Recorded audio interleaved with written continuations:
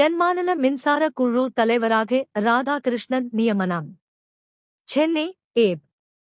தென்மாநில மின் வாரியங்கள் இடையே மின்சாரம் தொடர்பாக ஏற்படும் பிரச்சினைக்கு தீர்வு காணும் தென் மாநில மின்சார குழுவின் தலைவராக தமிழக மின் வாரிய தலைவர் ராதாகிருஷ்ணன் நியமிக்கப்பட்டு உள்ளார்.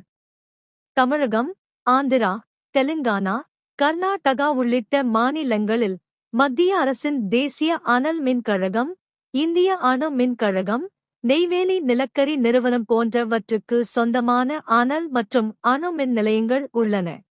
அவற்றில் உற்பத்தியாகும் மின்சாரம் மத்திய அரசின்.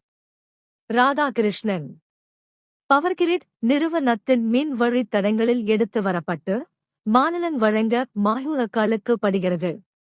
மின் நிலையங்கள், மின் வழித்தடங்களில் பாதிப்பு போது ஏற்படும் மின்சாரம் குறை வழங்குவதுகிறது. இந்த பிரச்சினை சிக்க கர்நாடகா மாநிலம் பெங்களூருவில் தொடர்பாக ஆலோ தென் மாநில மின்சார குழு உள்ளது. இது மத்திய மின்சார ஆணையத்தின் கீழ் செயல்படுகிறது. அக்குழுவில் தமிழகானா, கர்நாடகா, கேரளம், புதுச்சேரி ஆந்திரா, தெலுங்கு ஆகிய மாநிலங்கள் உள்ளன. தலைக்குழுவின் வராக ஆண்டுதோறும் ஒரு மாநிலத்தின் மின் வாரிய தலைவர் நியமிக்கப்படுவார்.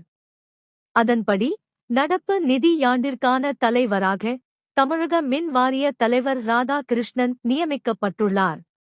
இதனால் சத்தீஸ்கர் மாநிலம், ராய்கட், கரூர் புகழூர் மின் வழித்தடத்தை தேசிய சொத்தாக அறிவிப்பது உள்ளிட்ட தமிழக பிரச்சினைகளுக்கு விரைவாக தீர்வு காணப்படும் என எதிர்பார்க்கப்படுகிறது.